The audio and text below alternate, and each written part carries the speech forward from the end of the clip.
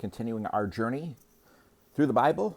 We are continuing our journey through Judges today. We're on chapter 9, 21 chapters in Judges, so we're almost halfway. We are through the account of Gideon and moving on. And this is the longest chapter in Judges, so hopefully you have a few minutes here for this one. This will take a little bit. Judges chapter 9, Abimelech, son of Jerubbaal, which was Gideon, if you recall, went to Shechem and spoke to his uncles and to his mother's whole clan, saying, "Please speak in the hearing of all the citizens of Shechem. Is it better for you that 70 men, all the sons of Jerubbaal, rule over you, or that one man rule over you? Remember that I am your own flesh and blood." His mother's relatives spoke all these words about him in the hearing of all the citizens of Shechem, and they were favorable to Abimelech and said, for they said, "He is our brother." So they gave him 70 pieces of silver from the temple of Baal-berith.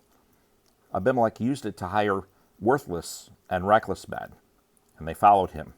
He went to his father's house in Ophrah and killed his 70 brothers, the sons of Jerubbaal, on top of a large stone. But Jotham, the youngest son of Jerubbaal, survived because he hid. Then all the citizens of Shechem and Beth Millo gathered together and proceeded to make Abimelech king at the oak of the pillar in Shechem. When they told Jotham, he climbed to the top of Mount Gerizim, raised his voice, and called to them, "Listen to me, citizens of Shechem, and may God listen to you." The trees decided to anoint a king over themselves. They said to the olive tree, "Reign over us." But the olive tree said to them, "Should I stop giving my oil that people use to honor both God and men and rule over the trees?" Then the tree said to the fig tree, "Come and reign over us." But the fig tree said to them, "Should I stop giving my sweetness and my good fruit and rule over trees?" Later the tree said to the grapevine, "Come and reign over us." But the grapevine said to them, "Should I stop giving my wine that cheers both God and man and rule over trees?" Finally the trees said to the bramble, "Come and reign over us." The bramble said to the trees, "If you really are anointing me as king over you, come and find refuge in my shade. But if not, may fire come out from the bramble and consume the cedars of Lebanon." Now, if you have acted faithfully and honestly in making Abimelech king, if you have done well by Jerubbaal and his family, and if you have rewarded him appropriately for what he did, for my father fought for you, risked his life, and rescued you from Midian, and now you have attacked my father's family today, killed his 70 sons on top of a large stone, and made Abimelech, the son of his slave woman, king over the citizens of Shechem, because he is your brother. So if you have acted faithfully and honestly with Jerubbaal and his house this day, rejoice in Abimelech, and may he also rejoice in you. But if not, may fire come from Abimelech and consume the citizens of Shechem and Beth Millo. And may fire come from the citizens of Shechem and Beth Millo and consume Abimelech. Then Jotham fled, escaping to Beer, and lived there because of his brother Abimelech. When Abimelech had ruled over Israel 3 years, God sent an evil spirit between Abimelech and the citizens of Shechem. They treated Abimelech deceitfully, so that the crime against the 70 sons of Jerubbaal might come to justice, and their blood would be avenged on their brother Abimelech, who killed them, and on the citizens of Shechem who had helped him kill his brothers. The citizens of Shechem rebelled against him by putting men in ambush on the tops of the mountains, and they robbed everyone who passed by them on the road. So this was reported to Abimelech. Gaal, son of Ebed, came with his brothers and crossed into Shechem, and the citizens of Shechem trusted him. So they went out to the countryside and harvested grapes from their vineyards. They trampled the grapes and held a celebration. Then they went to the house of their God, and as they ate and drank, they cursed Abimelech. Gaal, son of Ebed, said, "Who is Abimelech, and who is Shechem, that we should serve him? Isn't he the son of Jerubbaal, and isn't Zubal his officer? You are to serve the men of Hamor, the father of Shechem. Why should we serve Abimelech?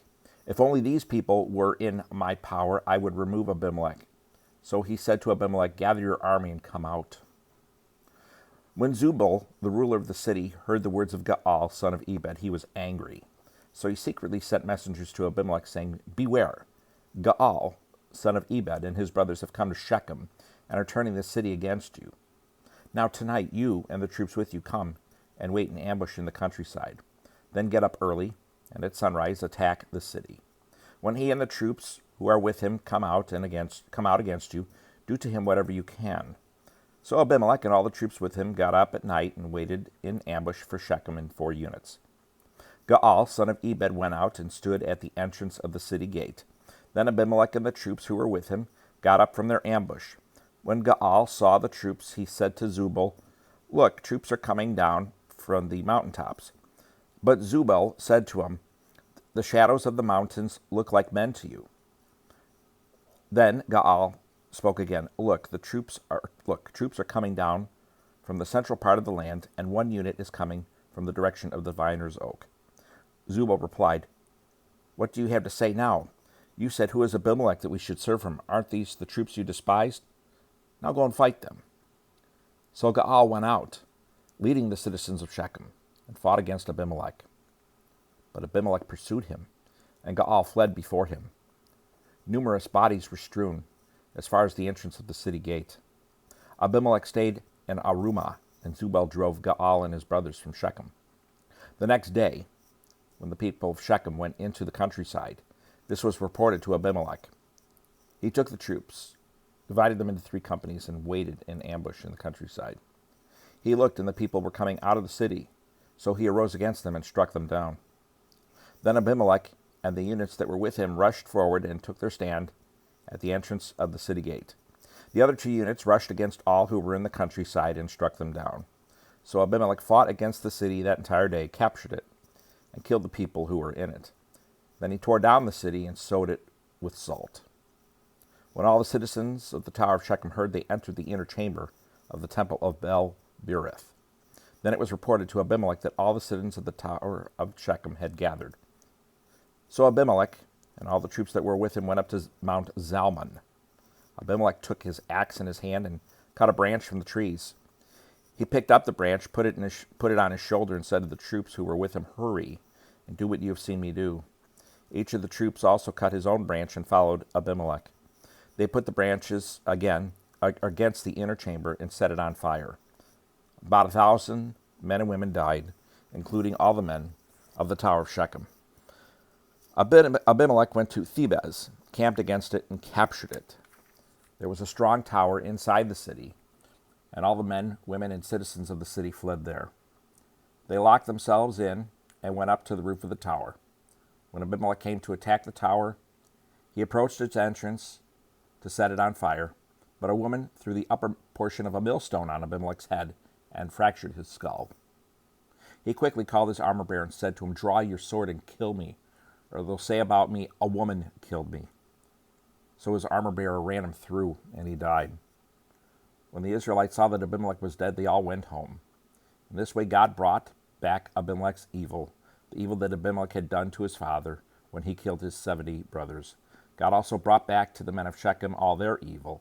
So the curse of Jotham, the son of Jerubbaal, came upon them. Judges chapter 9. Not very exciting material there, in the sense that it's a very active passage. Would probably make some great drama on television, but just not a lot of righteousness going on there. Not a lot to pick up from there. And just things for us to be aware of, because, again, we're on this side of glory. We can't give ourselves too much credit on how far our depravity can take us if we don't trust in the Lord to sanctify us and leave ourselves in His hand. Left to ourselves, we can write our own book of Judges, our own ugly book of Judges. But anyway, thanks for hanging around for this longer reading. Hope you have a great day. Hope to see you tomorrow. Thanks for watching. Thanks for listening.